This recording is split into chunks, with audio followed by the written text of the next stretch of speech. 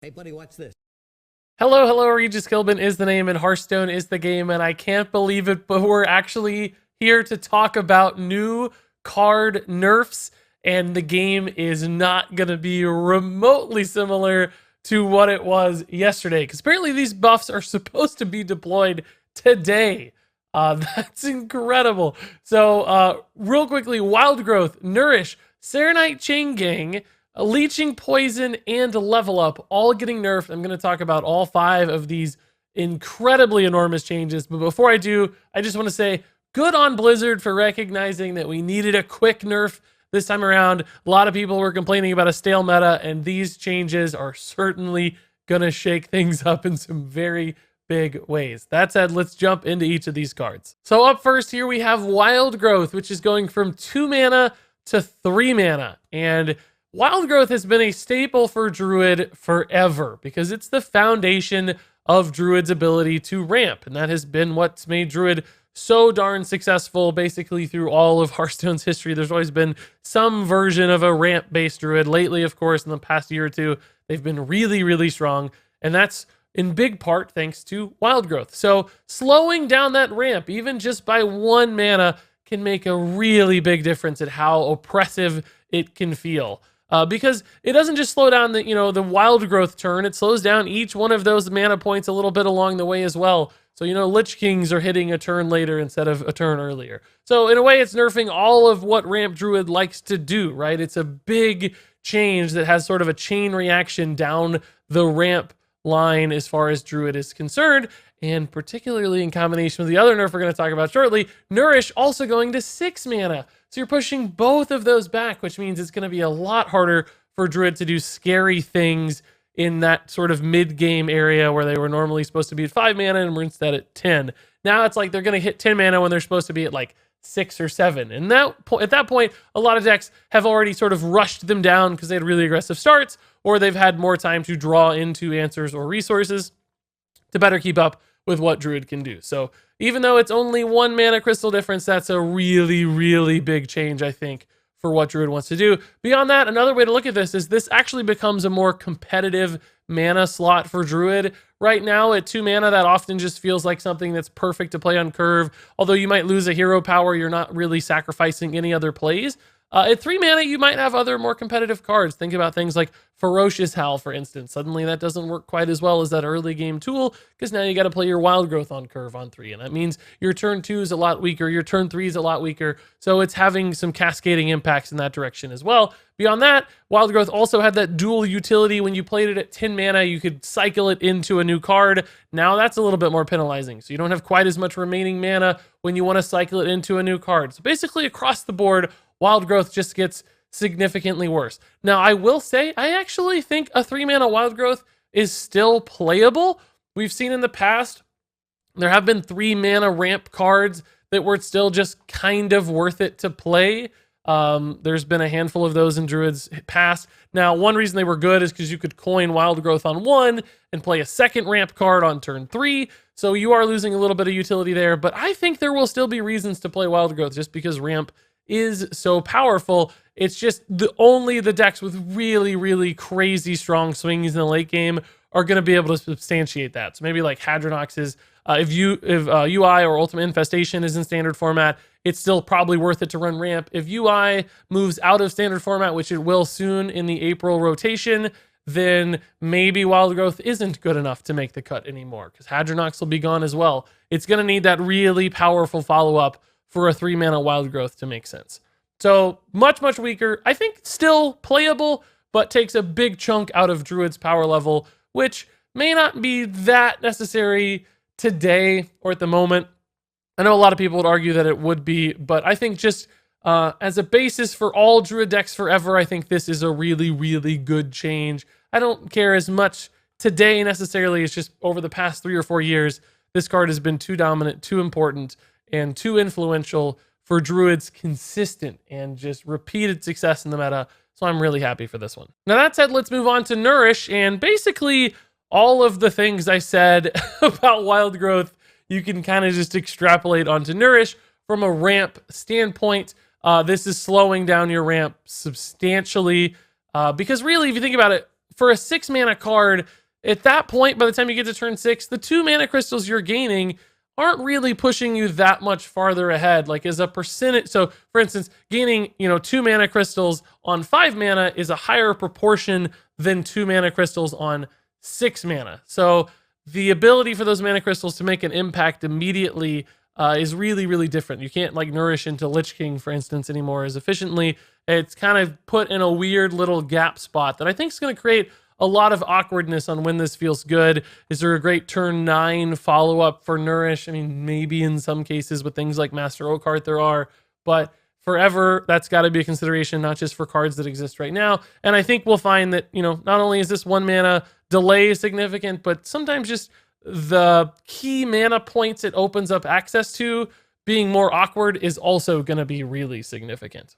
Now, beyond that, of course, you've also got to consider the 3 card draw aspect of Nourish, because that is an important part of it. That flexibility is part of the reason it's so good. Sometimes drawing cards out of it in a pinch in late game Druid decks is a really important part of what makes it strong. And of course, penalizing that at a higher mana cost means you're not going to have as much mana to do other things the same turn you draw cards, much like we talked about with Wild Growth. So it really reduces the flexibility a lot there too. You're committing a majority of your mana on any given turn to draw cards out of Nourish, leaving you 4 mana, which, you can still do things like swipe, for instance. But if there's any sort of 5 mana play you want to make, Nourish is not going to enable you to do that without some outside help. So I think that's a really important distinction as well. And when you combine those 2 changes together, it gets a lot harder to ramp significantly and line things up, I think, really well in a ramp style Druid deck. Does Nourish become unplayable here? No, I think it's still at least a partially viable card, particularly in those Master Oakheart Ultimate Infestation sort of worlds where you have those strong, good follow-ups to your ramp. That can be a really good, valuable asset getting there just a turn or 2 faster to make those big-time tempo swings on board. But long-term, I think Nourish is very much impacted negatively, and I think it's probably more negatively impacted than Wild Growth. I think Wild Growth has a higher chance to sustain its playability at 3 mana than does Nourish at 6. I think Nourish becomes considerably more awkward and provides far less advantages at 6 mana. So still a playable card, but one that will probably be phased out for a lot of different Druid decks in my mind. So up next, let's talk about Saronite Chain Gang.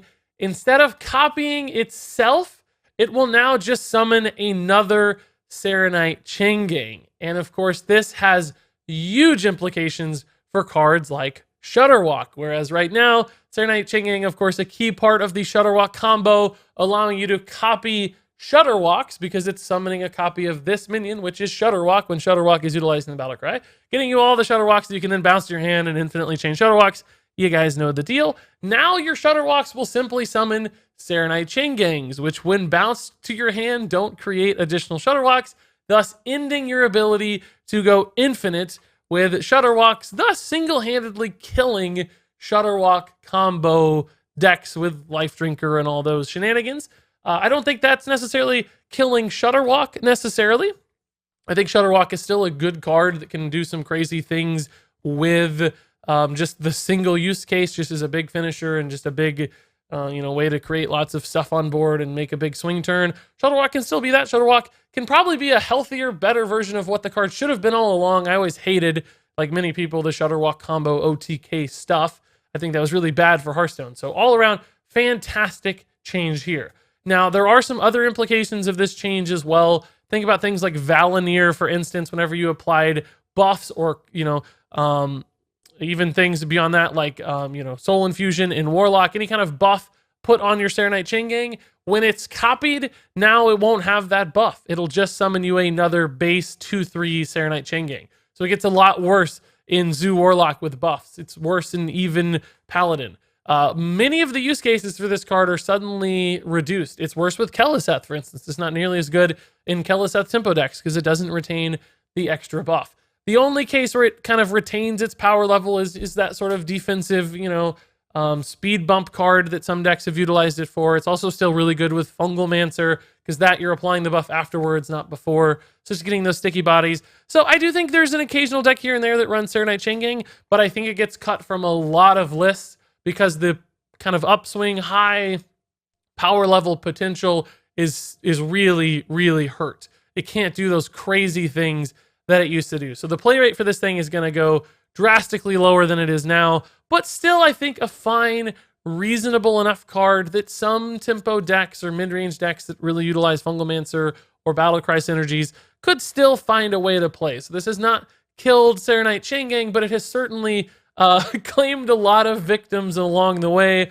Primary among those, Shutterwalk Shaman, and as far as I'm concerned, that is great news. So up next here, let's talk about Leeching Poison, which has 2 changes, and this is really atypical for what Blizzard does, but I like what they did here. I think this is a good sign that they're willing to think kind of more adaptively than normal, because they nerfed Leeching Poison in a huge way, because it now says give your weapon lifesteal this turn, which means it will no longer be stuck onto a Kingsbane forever. Because right now, of course, you upgrade your Kingsbane with lots of attack and Leeching Poison, and then it gives Rogue this endless, infinite tool to just stay alive forever. And that often overwhelms control decks because they can't just beat this endless push with tons of damage and tons of healing from Kingsbane. It's impossible for them to build board states where they eventually overwhelm. So Kingsbane kind of denies an archetype, much like Shutterwalk actually did as well. And I think a lot of people hated that, myself included. I don't really love that style of play for Kingsbane.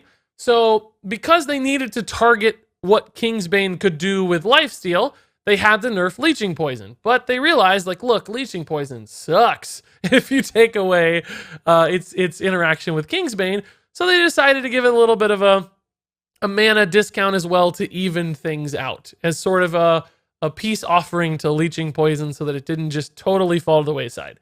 Now, for the record, I don't think anybody's going to play Leeching Poison even at 1 mana, because a 1-turn heal is just not impactful enough. There are going to be better things out there to run. Spectral Cutlass has lifesteal built in, for instance, if you're really looking for that. I know it's got limitations and conditions, but nonetheless, Leeching Poison's just not going to go far enough for how Rogue typically likes to play as far as I'm concerned. So even at 1 mana, I don't really think this card sees play.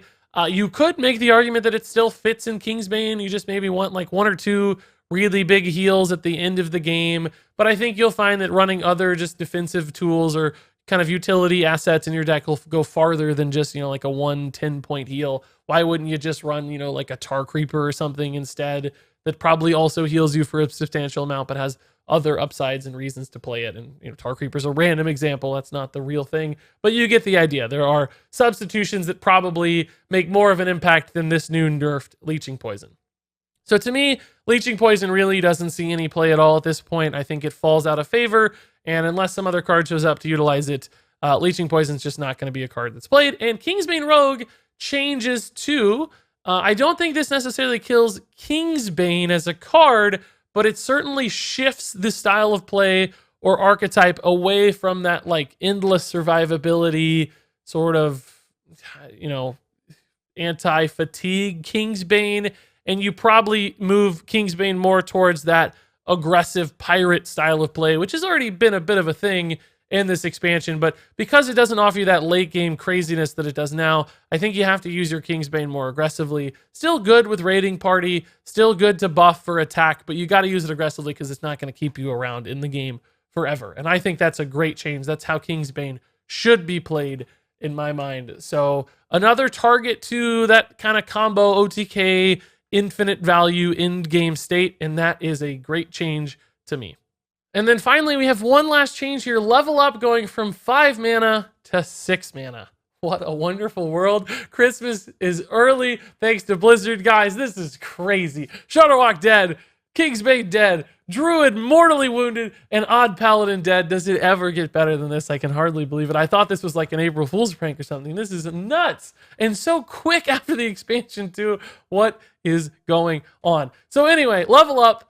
Now 6 mana, clearly a 1 mana difference on a card like this is a really big deal. Even in a vacuum, that's a big deal because this is a card that's about aggression and follow-up, and the longer it takes for that to happen, the worse this gets. So in a vacuum, substantial decrease to the power level of Level Up. In a vacuum, I actually think still a playable card, but we're not looking at this in a vacuum, really, are we? Because we're looking at this in the context of Odd Paladin, where Level Up is one of the key cards most important cards as a follow-up tool, allows them to do crazy stuff, often provides a lot of burst damage, meaning they can finish off games, add some survivability to their deck, and just do things that no deck should be allowed to do. And Odd Paladin has been one of the best decks in the game, if not the best deck in the game, since its arrival in the Witchwood with Baku the Moon Eater. So nerfing it makes a lot of sense to me. It's everywhere on the ladder right now. Even 3 expansions later, it's still haunting us. And of course, now you can't play level up at all in Odd Paladin. Not only is it, a mana cost more, but you just can't run it. It's not possible to put it in Baku Paladin, which is a huge deal, because clearly that's the deck that synergizes most with level up, because you get double silver hand recruits from your hero power so consistently. They could have moved this to 7 mana and it would have been an intriguing change. Like, allow it to stay in Odd Paladin but slow it down a lot. But at 6 mana, they basically killed its primary use case right now. And I do think actually probably killed its use case all around, because this is a card that's best used in a more aggressive style of play. Even Paladin can't achieve that quite as well. And a normal sort of mid-range or aggro Paladin can't really play enough Silverhand recruits to use level up efficiently either. So you kind of just leave this card hanging where it's a bit too slow for, aggressive decks that run minions. It doesn't synergize well. It doesn't work at all in odd. It's not good enough in even. It doesn't really fit mid-range decks. You'd rather just probably run like Spike Ridge Steed in a lot of cases because it's more consistent on any minion. So it's just left in this sort of nether where I don't see how it really gets played. I don't think it's necessarily a fundamentally bad card. It just doesn't have the support pieces necessary anymore for it to be relevant. So level up is gone. Does this kill Odd Paladin is a question I think worth discussing. I'm not honestly sure that it does. I think there might be a still a reasonable way to play Odd Paladin. I don't know exactly what the replacement looks like just yet, but Odd Paladin can win games without level up, and I think it remains probably a fairly high tier, like tier 2-ish deck, maybe mid tier 2 deck, even without level up, just because the infinite army of 1/1s is still really good, and there are other ways to follow up. So I don't think Odd Paladin's dead, but it's definitely hurt very significantly. And that's going to be good. As it moves around, things will shift. So great change as far as I'm concerned, and much needed change as well. So good on the execution side and on the necessariness level of it as well. And that wraps it up for the nerfs. So guys, all 5 of these nerfs were fantastic in my mind. Needed from, a gameplay standpoint, meta standpoint. They're good, well-timed choices, but the way in which the nerfs were executed, I think, was very well done as well. It wasn't just the blind, let's bump the mana cost up. They actually made material changes to the mechanical attributes of the card. Like Saronite Chain Gang is the same cost, but very different. Leeching Poison, they kind of did a little bit of both. So it showed a bit more finesse than normal, I would say, towards addressing some of these meta problems in Hearthstone. And that is such good news. I'm so excited by that, because usually, I feel like Blizzard just sort of uses the brute force approach, just the blunt hammer, just beating the crap out of cards. But this showed a little bit more discretion, I think, and that was really, really cool to see. Now, one question remains for me. What about Hunter? Why wasn't Hunter touched? Because Hunter is already one of the best, well, the best class in the game right now, I think, undebatably, in fact, with a couple different high-tier decks. I'm sort of surprised Hunter didn't see a big change here. I don't know what it would have been. Maybe Rexar, for instance, gets nerfed since it's about to rotate out of standard format. Maybe just move Rexar to like 8 mana or something like that, or make his battle cry a little worse. I'm not sure. You wouldn't want to address the zombies too much, so I don't know that it would actually fix the problems, because Rexar is good almost regardless of his mana cost, just because of that infinite value. But something I feel like maybe should have been done to Hunter. Maybe Blizzard is suspecting that these other changes will shift the meta enough that Hunter might lose that grasp and something else will come to power and Hunter will fall off naturally. We'll see if that's the case. I don't even know, because everything is going to be different very, very soon. It feels like Hunter is there to clean up and take over even more, but, variables in a system shifting like this can create a lot of big ripples. So I wouldn't be willing to make a claim anyway just yet. I think my Armor Warrior deck's going to be what takes over, guys. No, but I'm curious what you guys have to say about these nerfs. What do you think? How excited are you to see these changes? Let me know in the comments below. If you would have had different changes, share those too. I just want to hear all about it because I'm super excited. But until then, thank you so very much for watching. And until next time, game on.